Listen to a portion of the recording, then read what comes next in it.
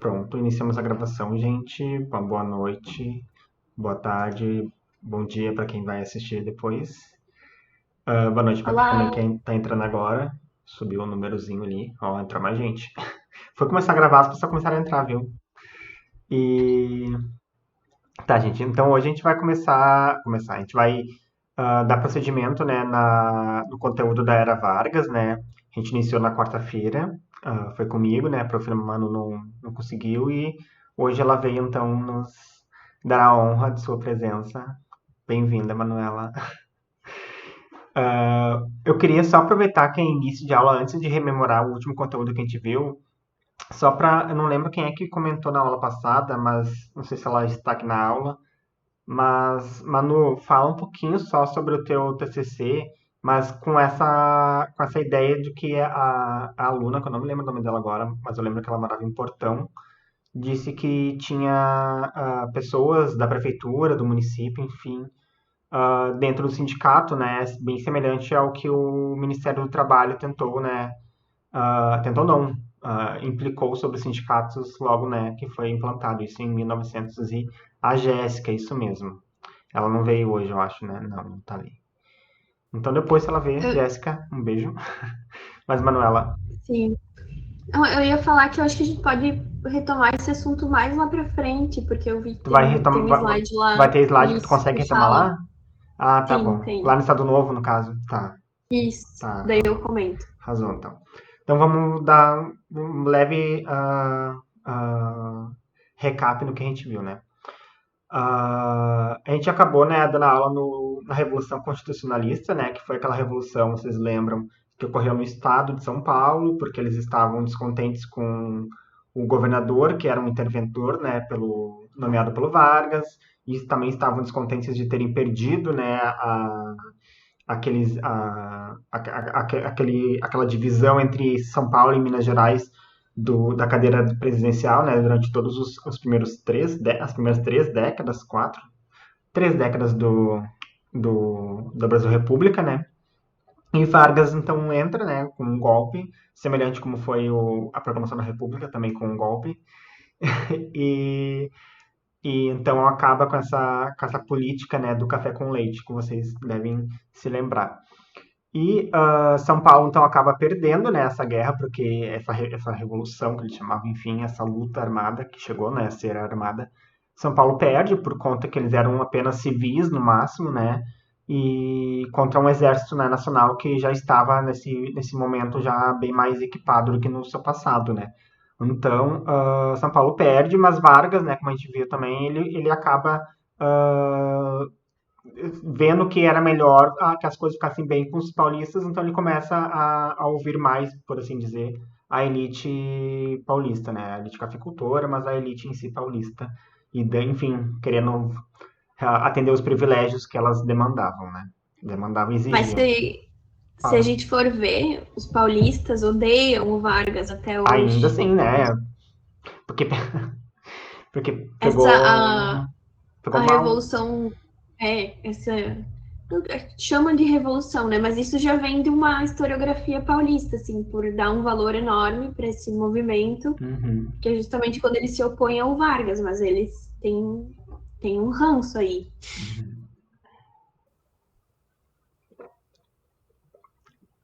E não sei se vocês também lembram, né, a questão de ser o nome Revolução Constitucionalista é porque, né, primeiro começou com a revolta, com a intenção, o objetivo ser a derrubada do governador, né, mas depois o movimento começou então a aderir outros objetivos, né, e um deles era a existência, a promulgação, enfim, que fizesse uma nova Constituição, né, porque o Brasil em 32, né, quando eclodiu a Revolução Constitucionalista, estava sem Constituição, né, já há uns 2 anos, desde que Vargas, né, tinha assumido a presidência. E então, um desses também desejos atendidos, né, mas não necessariamente porque os policistas pediram, mas porque talvez já estava realmente na hora e não era e tinha outras frentes, né, exigindo também frentes políticas. Uma nova Constituição, então, é, né, lançada, promulgada, enfim, no 14 de julho de 1934, né? Nesse slide, gente, quando vocês forem abrir o PDF, tá o link para essa Constituição, tá? Isso tá no link do próprio governo federal, enfim, que tem todas as constituições. Daí, se vocês quiserem dar uma olhada. E nessa nova Constituição, então, a gente vai ver, né, além de ser o início, né, dessa segunda fase, né, do que a gente chama da Era Vargas, né, a fase do meio, lembrando a primeira fase, governo provisório, segunda, governo constitucional e a terceira, né, o Estado Novo, que a gente vai ver em seguida. E nessa nova Constituição, então, que vai então abrir essa terceira fase essa segunda fase do Vargas, ela vai então conter umas características que estavam em bastante vigor, e vocês vão saber logo por quê, nesse período, né, nessa década. Um sentimento nacionalista, né, primeiramente, no sentido de atender, de unir também a nação, né. Vocês lembram que uma das intenções do Vargas era centralizar, né, a política, enfim, as relações. E uma desses quesitos de centralizar foi, né, a implantação de interventores. E nessa nova Constituição, então, vai ter essa noção de querer angariar mais um sentimento mais nacionalista para a população. Também vai conter, então, defesa das reservas naturais do país, né, das minas e quedas d'água, né, então, tudo que pudesse gerar energia, praticamente, né, por aí falando, era, então, propriedade do governo federal, né, e os direitos trabalhistas agora, então, estavam, né, promulgados nessa Constituição. A gente lembra que na criação do Ministério do Trabalho, alguns direitos, né, a gente viu lá a redução de carga horária, a redução da exploração do trabalho infantil e feminino, enfim. E agora esses direitos, então, estavam, né, explicitamente colocados ali na nova Constituição, né, com salário mínimo, com indenização por demissão sem justa causa, com descanso semanal, férias remuneradas e, enfim, outras coisas. 13º, se não me engano, é dessa época, Manuela? Eu não lembro agora. Outras características que estavam, né, nessa Constituição, a institucionalização do voto secreto e do voto feminino, né? A gente lembra que logo que o Vargas assumiu, um pouco depois, ele já tinha decretado isso, mas era um decreto, né? Agora então está como lei o voto secreto e o voto feminino.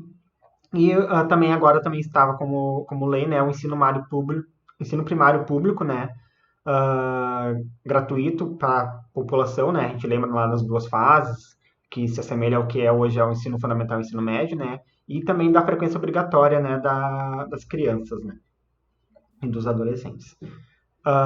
Então, Getúlio Vargas, ele vai ser, então, eleito indiretamente, né, para iniciar esse novo governo. Então, ele vai ser eleito indiretamente. Como a gente viu, toda a era Vargas, né, o Vargas vai se manter no poder sendo sempre eleito indiretamente, nunca diretamente pelo povo, mas sim indiretamente pelas pessoas que já estão no poder. Ele vai ser, então, eleito pela Assembleia Nacional Constituinte, né, que foi, então, essa Assembleia, esse grupo de deputados e, enfim, de políticos que se uniram para criar essa Constituição e, assim, o nomearam, né, um dia depois que a Constituição foi promulgada, o Vargas como presidente da República, né, e assim ele ficaria, né, até as próximas eleições acontecerem, né, e aí, então, que seria uma eleição de caráter mais direto, né? Mais direto não, mas seria então uma eleição de caráter direto, onde o povo iria escolher quem seria o sucessor do Vargas. Também vai estar nessa Constituição, enfim, nesse novo governo, né, a criação da Justiça do Trabalho e a Justiça Eleitoral, né, que eram áreas, assim, do judiciário que não haviam, né, enfim, muita atenção. E agora, né, justamente com a criação também do Ministério do Trabalho, com a questão do voto secreto, enfim, se faz necessário.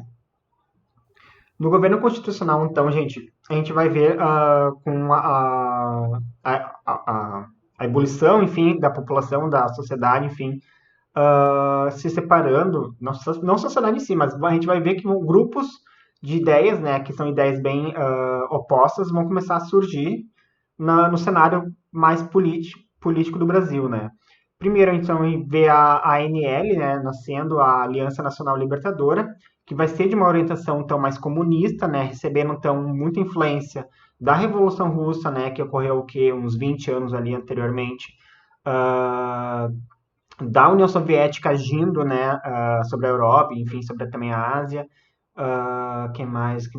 Enfim, a ideologia comunista nesse momento, né, nesse início do século XX, metade da primeira metade do século XX, estava, né, bastante em contato com essa ideologia, e no Brasil, com certeza, isso não seria tão diferente, e houveram, então, a criação desse grupo. E também, né, havia, então, participação de militares nessas organizações. A ANL, então, ela era liderada pelo Luiz Carlos Prestes, né, e também por Olga Benário Prestes, então os dois. É comum a gente encontrar na historiografia uma menção mais ao Luiz Prestes como o principal líder, mas a Olga teve tanto quanto a mesma participação, tanto na criação, né? Os dois chegaram juntos ao Brasil, então não tinha como o outro criar uma coisa se ele também não estava aqui no Brasil. Então a organização foi feita pelos dois.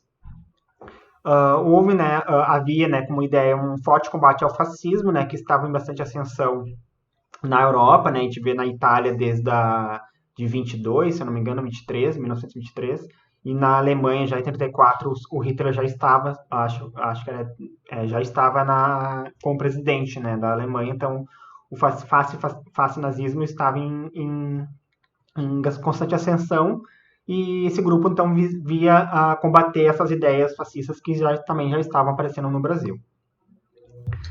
Bruno, vale ressaltar que nos anos 20 teve o movimento tenentista, né? Não sei se vai falar disso depois, mas o Prestes começa nessa carreira política dele através do movimento tenentista, que foi esse movimento que começou aqui no Rio Grande do Sul, que percorreu vários estados, enfim. E depois, quando ele é reprimido, o Prestes acaba indo, não lembro se é para a Alemanha ou se é para a União Soviética mesmo, que é onde ele conhece a Olga e ele se aproxima. Em Moscou que eles se conhecem. Então, aí ali eles se aproximam e começam um relacionamento, enfim, e depois eles são designados para voltar para o Brasil, né? A gente vai ter daqui a pouquinho os slidezinhos deles. Acho que tem. Tá. Outros objetivos, né, desse grupo, né, era então a derrubada do Vargas do poder, né, porque eles viam, né, já o Vargas como um ditador, como alguém que estava ilegitimamente no poder, né. E vai haver também, além deles já estarem combatendo o Vargas por estar ali de uma maneira ilegal por parte deles, eles também foram proibidos, né? Porque em dia 11 de julho de 1935, o Vargas vai decretar, então, que grupos que se faziam contra o governo, né? Que essa oposição, seriam proibidos, né? A sua existência. E quem fosse participante, então, seria preso, né? Isso vai, então, levar a ANL para a clandestinidade, né? E eles vão, então, na clandestinidade, começar a se organizar para realmente fazer uma luta praticamente armada.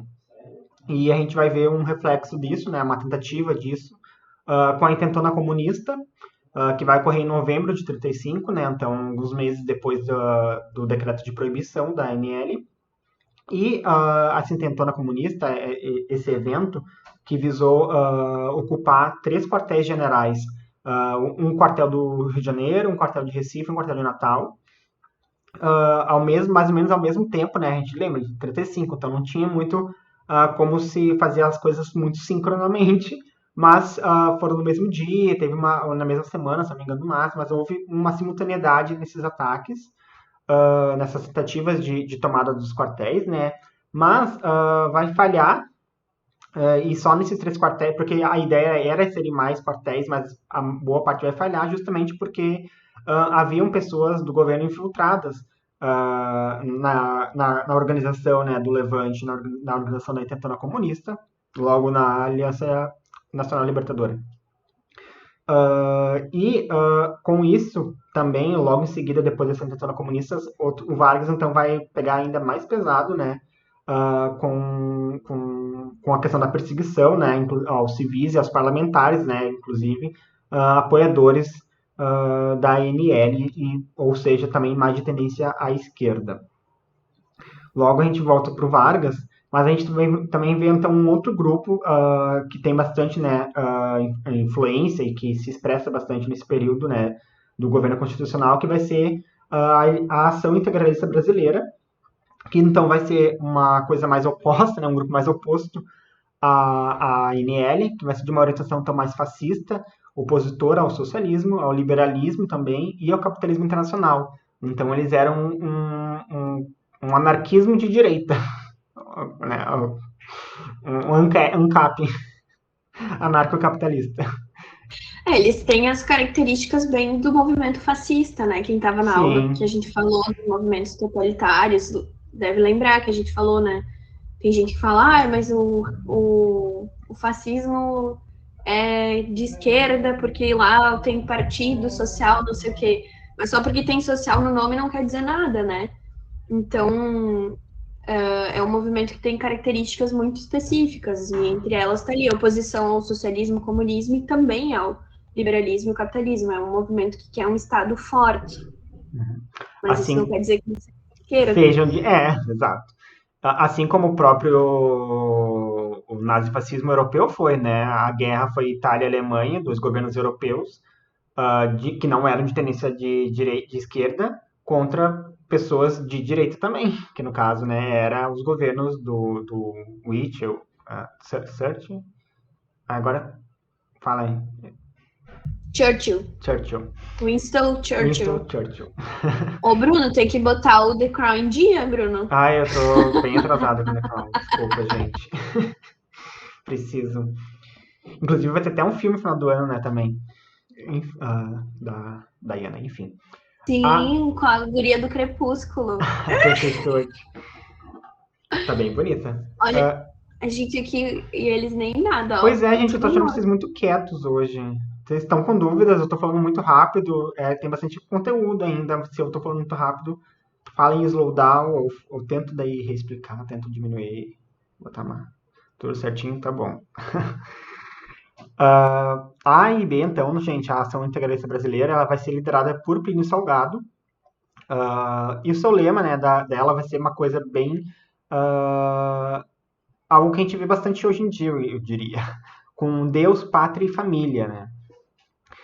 E também, né, então vão ter como características uma forte reprodução, né, porque eles vão reproduzir, eles não vão criar símbolos, sendo reconhecidos pelas vestes verdes e pela saudação com a mão para cima, algo um pouco semelhante com a saudação lá que o Hitler fazia os seus fazerem. Aqui tem uma foto de um quartel, né, da tentativa da intentona, esse aqui foi em Natal, um quartel, foi fuzilado, né, lá dentro havia então pessoas que estavam no levante, né, que estavam se rebelando, e fora foi o Exército Nacional que conseguiu então conter com essa revolta. E assim, gente, olha só. Sinceramente, esse papo de perigo comunista, isso aqui é o mais perto que chegou de qualquer comunista, É entendeu? verdade. Atacaram 2, 3 quartel e ainda foram extremamente Fuzilados. reprimidos, Olha só, gente. fuzilados. Olha só, tudo isso aqui é marca, olha só É, de tiro. olha, até caiu lá a fachada. Fora Coitado. isso, sim, na boa. O perigo comunista eu acho exagerado.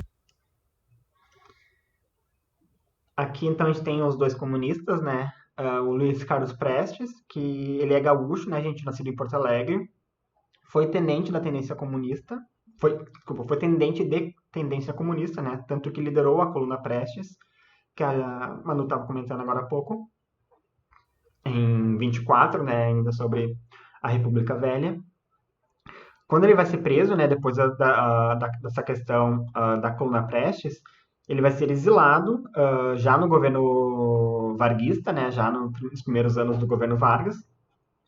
E vai retornar para o Brasil só na volta. Desculpa, vai ser exilado do governo Vargas junto com a Olga e vai retornar para o Brasil só na década de 50, quando daí ele vai voltar como apoiador ao Getúlio Vargas. A gente vai ver na aula da semana que vem, quando a gente for ver governo populista, que o Luiz Carlos Prestes então vai voltar com uma certa influência, né, no cenário político da década de 50. E durante a ditadura, né, ele também chegou também a ser exilado na União Soviética, justamente por ser de tendência de esquerda, né, de tendência socialista. A Olga Benário, né, Prestes. ela então é alemã e judia. Desde muito cedo se envolveu radicalmente com política, fugiu para Moscou, se tornou uma espiã soviética, né? E em 34 recebe então, uma tarefa, né, uma missão, para acompanhar o retorno do Luiz Carlos Prestes ao Brasil, enquanto se passava, né, no início enquanto ele estava em exílio, né, no início da década de 30. Os dois vão se conhecer então no navio, né, como a Manu comentou.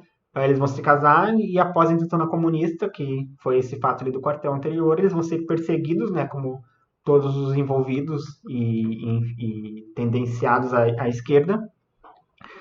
Sendo que a Olga, né, por não ser brasileira, vai ser então deportada ao seu país de origem, né, a Alemanha, que estava em plena guerra mundial. Isso aqui a gente vê por volta de 37, 38, que eles foram deportados.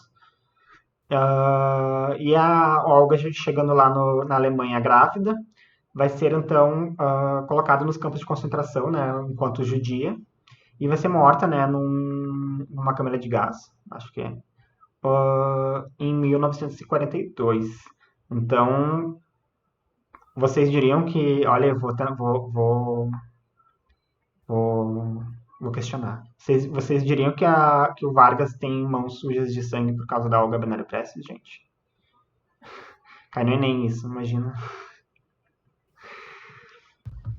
Assim não, né? Assim... Mas isso é bem polêmico, sabe? Porque... Você quer falar, Bruno? Não, vai. Não, vai. Esses dias eu tava conversando com um guri que mora comigo, que é advogado, e ele tava comentando sobre esse caso, que, na verdade, quem autorizou a... Olha, eu tô pensando na próxima palavra que eu vou falar. Quem autorizou que ela fosse deportada para a Alemanha foi a justiça, né? Então, não é... Foi o judiciário que autorizou. Então, não dá para colocar essa morte só nas mãos do Vargas. Exato, claro exato. Que ele tem. É uma questão política, né, gente? Ela era uma comunista no Brasil que estava incomodando, né? Então, eles se aproveitaram dessa situação da deportação para enviar ela para o campo de concentração, para a Alemanha, sabendo que ela ia ser morta, né? E na época foi toda uma comoção, porque ela estava grávida de um brasileiro. Então, a família do Prestes foi até a Alemanha, movimentou muito a imprensa internacional e eles conseguiram salvar a criança, que hoje é uma historiadora da FRJ, se não me engano, a Anitta Leocádia Prestes, ela escreve sobre os pais, tem muitas publicações. Uma criança nascida num campo de concentração, né? E essa história da Olga é bem simbólica, assim, dessa época do Vargas. Bem sombrio. Aqui, gente, a gente tem uns símbolos da AIB, né, da Ação Integralista. O Anauê, né, era a expressão que eles usavam para cumprimentar. Esse símbolo aqui grego, que eu não me recordo agora o nome, sendo um símbolo deles, né. Aqui a saudaçãozinha também deles, com a mão para cima, enquanto gritavam o Anauê. Esse do meio aqui, ó, de bigodinho, magrinho, é o Plínio Salgado, o líder, né, da Ação Integralista. Aqui também, então, tem um posterzinho com as vestes verdes, né, que eles usavam. Aqui tá preto e branco, mas a cor que eles estavam usando devia ser semelhante a essa, um verde que nem tá aqui também. Tem outros símbolos também, tem a cobra, que eles usam bastante. E eu queria comentar rapidamente aqui, não sei se vocês acompanharam essa semana, que acho que fizeram uma apreensão de Teve um cara no Rio de Janeiro que foi acusado de estuprar um menino, se não me engano, ou uma tentativa de abuso, e quando foram investigar encontraram uma coleção de objetos nazistas avaliada em 19 milhões de reais. Vocês viram isso? Meu Deus! No Rio de Janeiro, é uma das maiores coleções já encontradas. E, enfim, não é a primeira vez, foi uma das maiores apreensões, mas não é a primeira vez. Em Santa Catarina, uns anos atrás, tinha uma piscina numa casa com uma suástica. Então, o nazismo, ele tá sempre, ou o neonazismo, né? Ele tá sempre rondando. Tem aquela frase, né? A cadela do fascismo está sempre no cio. Eu não sei qual é a autoria, mas ela é uma frase famosinha. E os cachorros do liberalismo estão sempre atrás dessa cadela, né? Imagina a rua, aquela rua com um monte de cachorro. Uh, Dando então fim, né, ao governo constitucional, o governo varguista então ele vai usar da intentona, né, dessa tentativa da NL de tomar, né, os quartéis para difundir então um pânico sobre o comunismo sobre a população, né, além também de preparar um terreno para um possível golpe com a imposição de estado de sítio. Então vai ter essa intentona, uns dias depois o Vargas já decreta estado de sítio, né, o estado onde o Brasil está meio que preparado para a guerra, né, onde há inimigos dentro, né, enfim. Vão ser criadas no governo constitucional a Lei de Segurança Nacional, né, a primeira versão vai ser antes da LN, então, tomar mais proporção, então vai ser até proibida, né, mas essa Lei de Segurança Nacional então vai ter reforço logo depois da intentona comunista, né, com maiores repressões contra tendências de esquerda. E vai ser lançado, então, nos jornais, vai ser super amplificado, enfim, como se fosse vazado, como se fosse algo que eles tomaram posse, o Plano Cohen, né, que vai ser um plano comunista que intentava, então, dar um golpe no governo Vargas. Então, acharam esse documento que dizia chamado Plano Cohen, que dizia que ia dar um golpe no Vargas, e nesse documento estava explícito que era de tendência comunista. Só que esse documento que começou a circular e foi amplamente divulgado, foi forjado por Vargas. Claro, não por Vargas, tá errado ali o V do Vargas. Não por Vargas, obviamente, mas pela equipe, pela gestão, pelo governo Vargas, né, e claro, com a concordância dele. Então, esse documento foi forjado com a ajuda, né, dos políticos de tendência dos integralistas, né, lá do Plínio Salgado, e a intenção dele, do Vargas, lançando então esse plano Cohen, lançando esse pânico, né, sobre a população, enfim, era de fato permanecer no poder, né? Quando que esse plano Cohen vai chegar a ser lido na Hora do Brasil, gente, que era o programa de rádio, enfim, lembro, 34 não existia nem televisão, então o rádio era amplamente usado. Imagina a Hora do Brasil, talvez a coisa mais ouvida para quem tinha rádio, enfim, e todo mundo estava então com medo que houvesse um movimento comunista no Brasil. E com o estado de guerra, então, o país ia chegando próximo das eleições, né, que haveriam em 38, Getúlio Vargas vai dissolver o Congresso Nacional mais uma vez, lembrando que ele tinha dissolvido, né, quando chegou no poder em 1930, e a partir de 37, então, iniciamos o Estado Novo. É como é chamado, então, a terceira fase da Era Vargas. Aqui, então, tem um trechinho, né, da Lei de Segurança Nacional. São crimes contra a ordem política, além de outros definidos em lei. Tentar diretamente ou por fato mudar ou por meios violentos, enfim, a Constituição da República. Ou seja, né, ter como o Plano Cohen, por exemplo, o Plano Cohen ele queria, né, ou mudar ou ir contra, né, como aqui fala também, ir todo de forma contra a ela estabelecida. Aqui vai ser a lei que também vai reforçar a segurança nacional. Aqui diz, funcionário público, civil ou militar, civil, militar é embaixo, que se filiar, que for, enfim, ostensivamente pertencente a uma ordem clandestina, né, de partido mais ligado à esquerda, vai ser afastado do cargo. Mesma coisa com os oficiais da reserva, né. Manuela. Falei demais, tô até rouco. Toma uma água aí.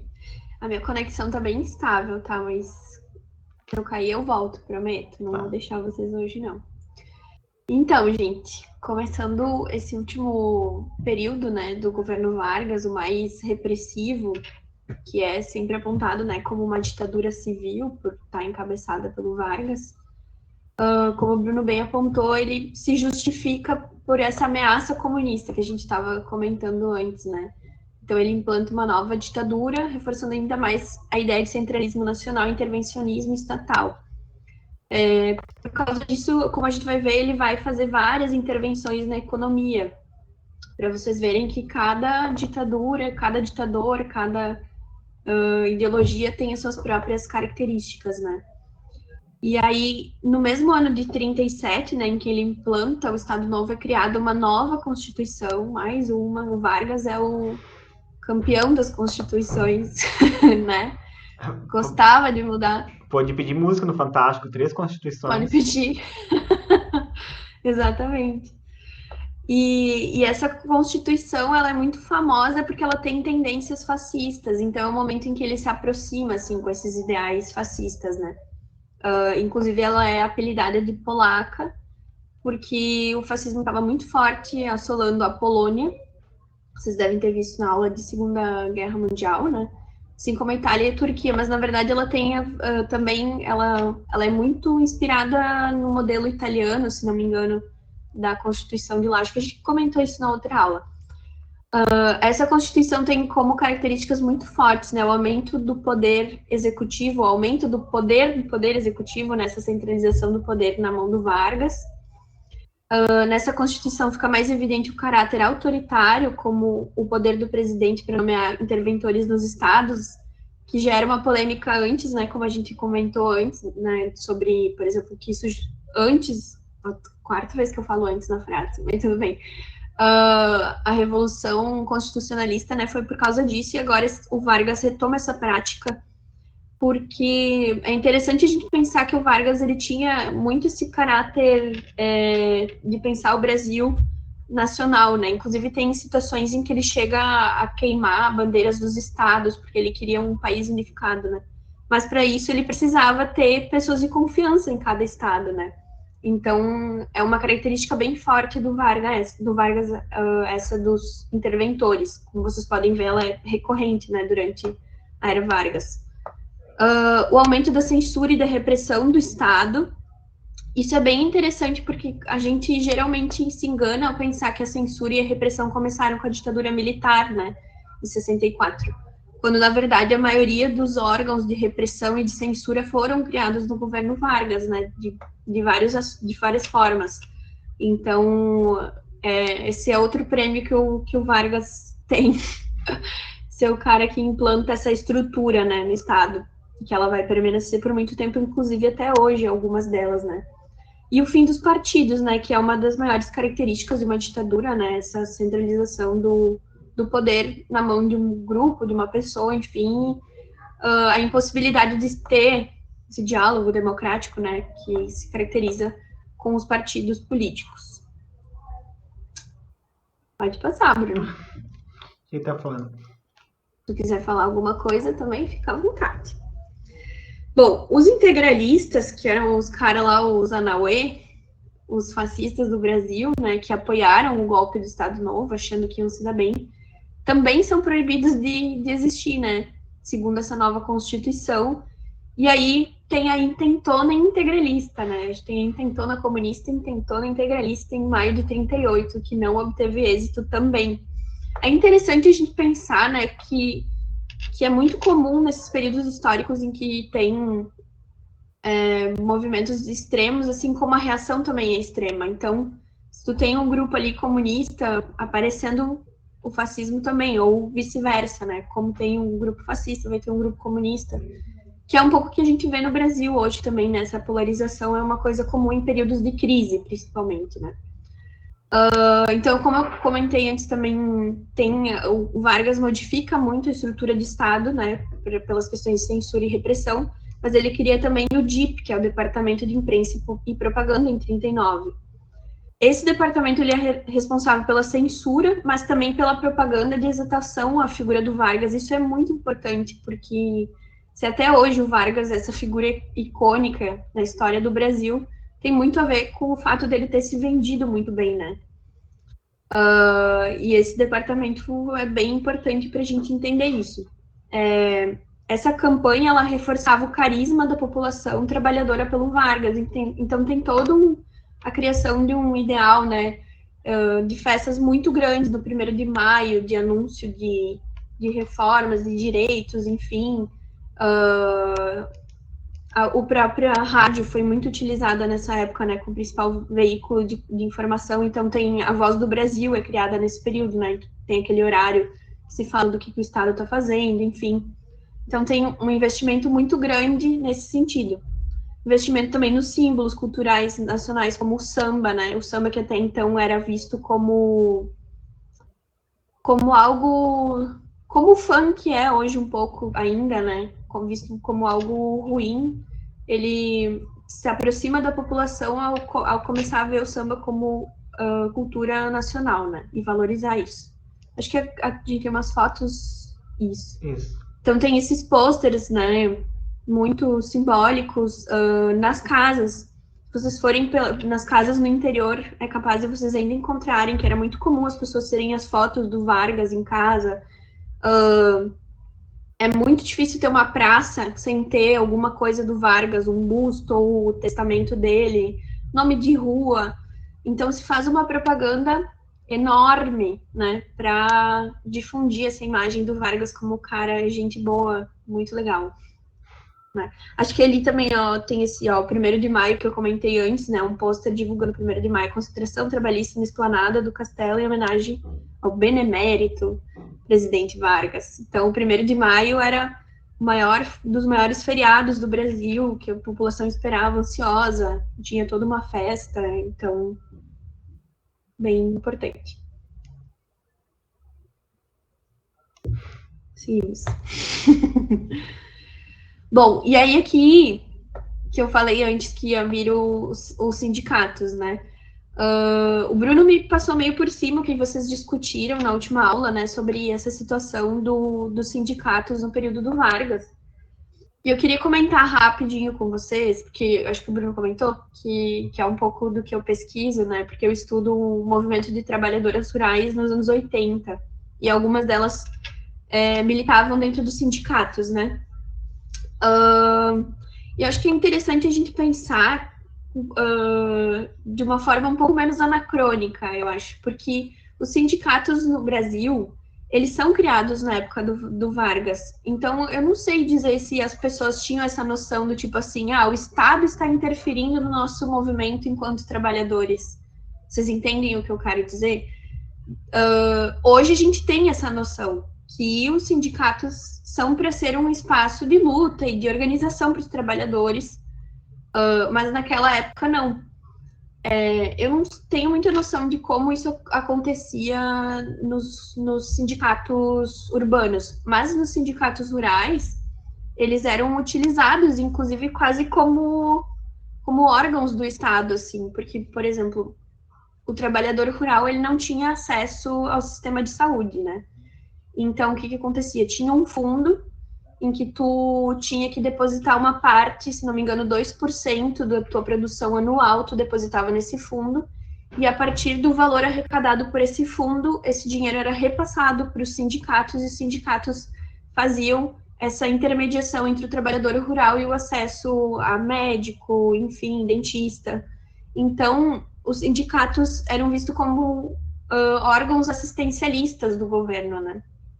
Isso era uma coisa importante, se a gente for pensar numa época que não tinha o SUS, é um trabalho importante. E aí depois, só nos anos 80, final dos anos 70, 80, que começa um movimento de contestação muito grande, em que esses sindicatos, eles passam a ser chamados de pelegos, né? Que é o nome, vocês já devem ter ouvido isso.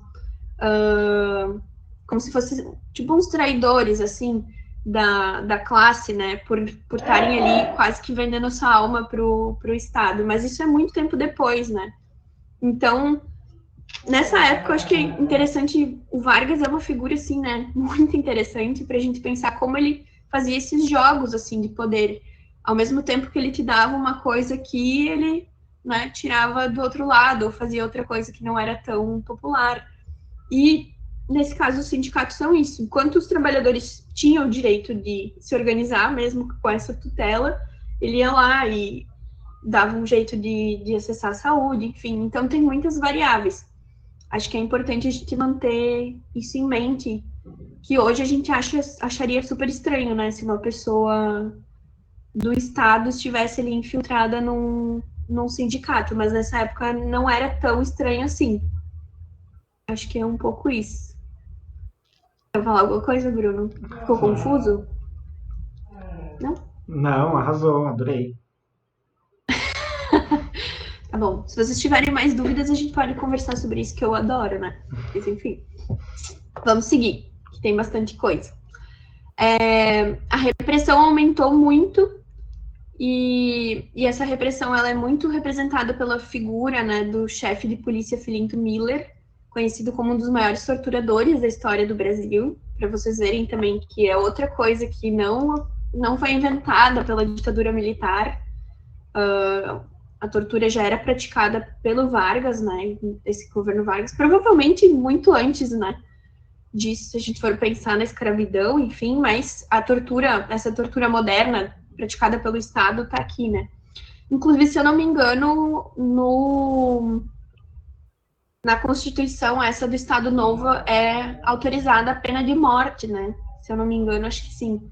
Então, tem todo um aparato judicial também para justificar essas ações repressivas, né? Contra o inimigo interno, que seria que o Bruno até chegou a mencionar antes, né? Eles utilizavam essa ideia do medo do comunismo para justificar esse tipo de ação, entre outras coisas. Pode seguir, Bruno. Bom, e aí, pensando um pouco mais para o lado da economia desse período, o Vargas foi um cara extremamente nacionalista, estadista, né? Então, é um período de forte industrialização, com proposta de intervenções estatais, né? Então, com auxílio de capital estrangeiro, principalmente dos Estados Unidos, tem um forte investimento nas indústrias de base, que eles chamavam, né? Então, é nesse período do Vargas que é criada, por exemplo, a Vale do Rio Doce, em 42, que depois, lá nos anos 90, vai ser vendida pelo FHC, vai ser vendida para... Como é que é a que deu ruim lá? Não me lembro o nome da empresa, mas é nos anos 90 que ela é vendida e que depois... Ai, que susto, Bruno. Isso. Ela é vendida, a Vale, que é uma empresa de mineração, né, bem importantíssima, ela foi vendida a preço de banana. E aí a gente viu o desastre que isso gerou, né? Inclusive, essa semana encontraram mais um corpo lá em Brumadinho, vocês viram isso? Encontraram mais um corpo e, além disso, descobriram que, na verdade, foi culpa da Samarco, que estava fazendo uma intervenção ilegal perto de Brumadinho, que foi provavelmente a causa da tragédia, né? E tá aí o nosso Vale do Rio Doce praticamente morto hoje em dia, né? Mas enfim, desabafo. A Siderúrgica da Volta Redonda também, Companhia Siderúrgica Nacional, em 1940, Fábrica Nacional de Motores. Outras criações também aí, pensando mais na estrutura do Estado, o IBGE, preciso também dizer, né, está sendo fortemente atacado pelo governo Bolsonaro, é um instrumento extremamente importante para a gente saber o que está acontecendo, né, com a população, pensando estatística, enfim, se a gente tem dado de quantas mulheres são estupradas por minuto, quem tem acesso a esgoto, quem tem acesso a saneamento básico, quem tem acesso à educação, é porque o IBGE faz esse trabalho. Então, é um órgão extremamente importante que faz, principalmente através do censo, né, que é feito a cada 10 anos e que o Bolsonaro não autorizou, né, tirou a verba para fazer. Mas, enfim, é um órgão que existe desde o governo Vargas e que faz um importantíssimo trabalho, porque como é que a gente vai pensar políticas públicas se a gente não tem os dados, né, para saber o que precisa ser feito? Bom, o Conselho Nacional do Petróleo, em 38, o petróleo também, como vocês sabem, um tema muito caro ao Brasil, né, a nossa Petrobras, que eu acho que a Petrobras é um pouco depois, né, nos anos 50, mas aqui a gente já vê um movimento do Vargas de pensar o petróleo brasileiro, e a nacionalização dele, né? E o Conselho Nacional de Águas e Energia Elétrica, também 2 temas muito importantes que também estão sob ataque hoje. Essa aula Não só tá pelo difícil Bolsonaro, colocar. né? Exatamente. Vale lembrar aí, né? A nossa CE foi autorizada a venda, né, de energia elétrica. Inclusive, gente, não sei se vocês estão ligados, aproveitando só a questão de se falar de água, viram que tá rolando tipo uma virose em Porto Alegre, né? Que dá diarreia crônica, febre, dor de cabeça. Se cuidem. Os mesmos cuidados da Covid, né? Tem que lavar Lá, bem a mão, limpar os alimentos, cuidar de onde vocês tomam água. ferver a água da torneira é legal. Eu até gosto da água fervida, confesso, do gostinho na chaleira. É mais seguro. É mais segura. Minha mãe, que desde criança eu lembro que ela fervia muita água. Pra não dar, porque Uhum. da torneira, né? Pôr sujeira. É, assim, gente, é claro que tanto eu quanto o Bruno, a gente tem as nossas opiniões, né, sobre políticas, né? Mas eu acho que todo mundo aqui concorda que a água é uma coisa fundamental e que ela tem que ser gerida da forma mais responsável possível, né? Uma questão de saúde pública. Então, eu particularmente fico muito receosa de pensar a nossa água na mão de uma empresa privada que tem como objetivo simplesmente o lucro. E aí a gente está falando do bem mais precioso para a vida da população, né? Então, e aí falando não só da água que a gente bebe, mas, por exemplo, essa questão da virose está diretamente relacionada a isso, né? Higiene, muitas coisas. Então, fico preocupada com esse tema. E a própria Amazônia, né? Nossas águas, nossos rios que estão. O Vale do Rio Doce está tudo conectado. Mas vamos voltar aqui para o Vargas. E aí, pensando um pouco a diplomacia do Brasil nesse período, que é tão importante, né? Esse período ele coincide com a Segunda Guerra Mundial, né, gente? E o Brasil, no começo da Segunda Guerra Mundial, ele mantinha relações econômicas tanto quanto o eixo, né, Alemanha, Itália, quanto os aliados, né, os Estados Unidos, Inglaterra, enfim. O Brasil fazia uma diplomacia, assim, bem louca. Porque até certo momento não houve a necessidade de se posicionar. Só que com essa política econômica do Vargas, ele precisando de muitos empréstimos, ele acaba se aliando mais aos Estados Unidos, né? Ele acaba fortalecendo essa relação com os americanos, mesmo estando em um estado ditatorial, né? Lembrando que os Estados Unidos, enfim, os países aliados eram democracias e o Brasil não. Então, a política da boa vizinhança, né, promovida pelo Roosevelt, que era o presidente dos Estados Unidos nesse período, seguindo a ideia do pan-africanismo, reforçava o apoio. Na verdade, ele meio que precisava do apoio do Brasil contra o eixo. Tipo, como é que eu vou estar te dando dinheiro, vou estar te apoiando e tu vai estar ali em relações com a Alemanha? Não dá, né? A gente está em guerra, então vai ter que se posicionar. E em janeiro de 42 também acontecem ataques de navios brasileiros por navios alemães, né? Então, quase que uma declaração de guerra contra o Brasil, né? Nesse sentido militar é uma coisa bem importante, bem significativa. E aí, poucos meses depois, em agosto de 42, o Brasil se insere formalmente na Segunda Guerra Mundial e aí envia a Força Expedicionária Brasileira com 25 mil soldados para a campanha no Monte Castelo contra o regime fascista italiano. Foi uma participação rápida, né? Quase no final da guerra, mas tem brasileiros que acabaram falecendo, né? No Monte Castelo, tem várias homenagens a esses brasileiros. Mas nesse sentido da Segunda Guerra Mundial é mais uma questão da diplomacia mesmo, né? Do Vargas ter que assumir uma posição mais favorável aos americanos.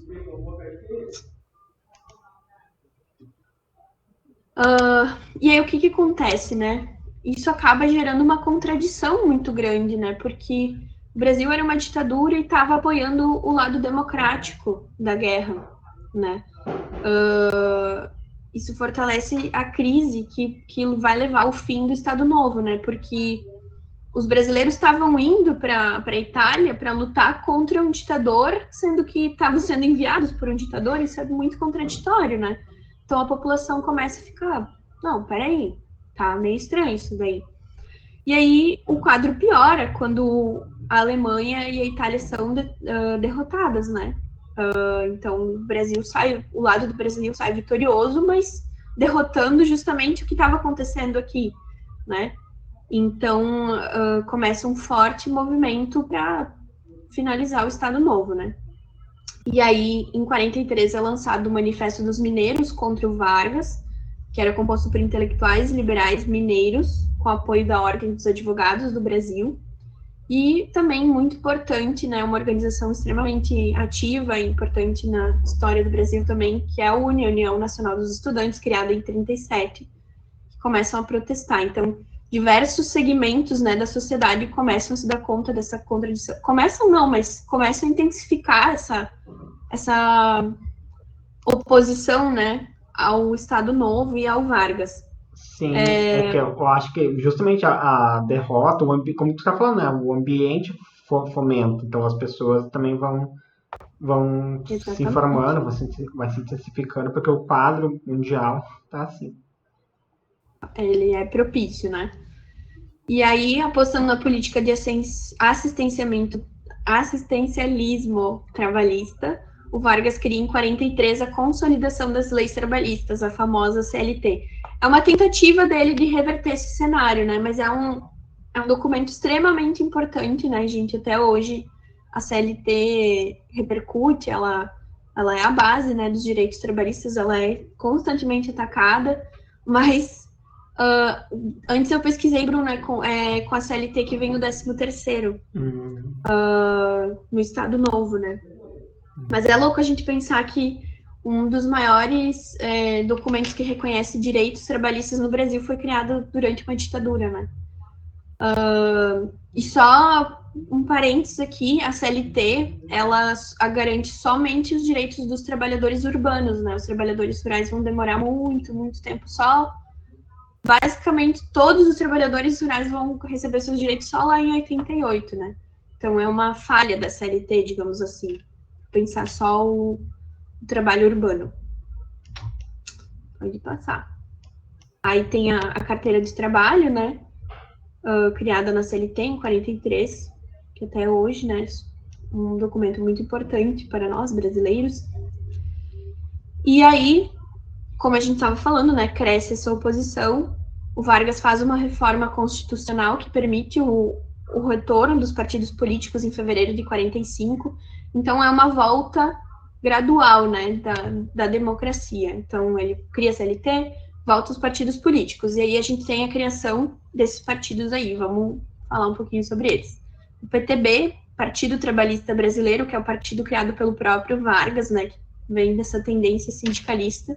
É o partido que ele cria para ele mesmo se utilizar, né, depois. O PSD, que é Partido Social Democrata, que também é para o Vargas. Lembrando que nesse período, né, o Vargas, mesmo com toda essa posição, ele nunca deixou de ser essa figura muito amada e muito contraditória. A UDN, União Democrática Nacional de Tendência Liberal, que fazia fazia parte, né, da oposição ao Vargas aí. E o PCB, o Partido Comunista Brasileiro, retorna à legalidade e aí liderado pelo Prestes. Prestes nessa época já estava fora da cadeia, né? E aí, em maio de 45, Vargas e o DIP, que era o Departamento de Imprensa, né, e Propaganda, lançam o Movimento Queremista, imagina. Ele tá ainda dentro e ele já tá pensando lá na frente, né? O cara era muito ligeiro.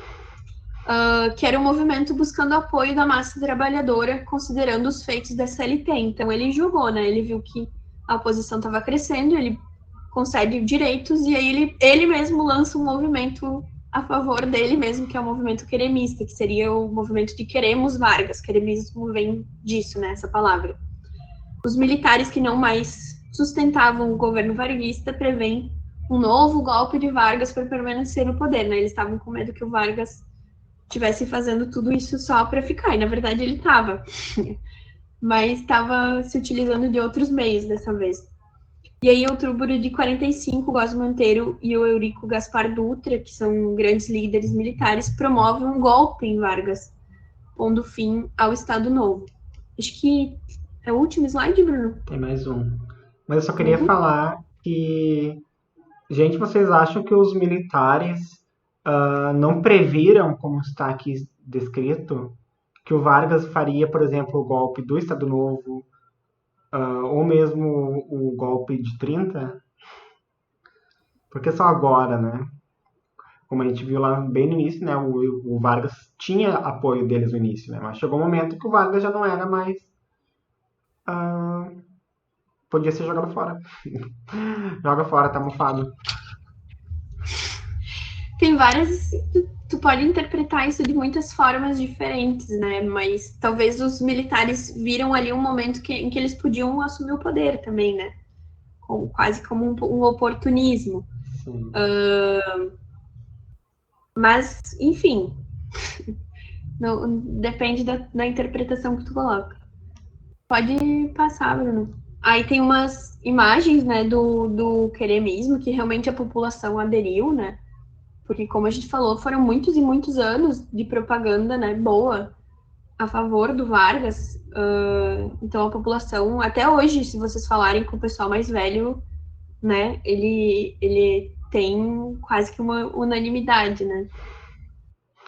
Tem Sim. mais, Bruno? Não, é o último. Aí eu acho que semana que vem a gente vai entrar na República Populista e aí a gente vai falar sobre esse período super interessante, que eu adoro, da história do Brasil e ver como é que termina esse desfecho aí pós-golpe dos militares no Vargas, né? Exato. E aí, gente, alguma dúvida?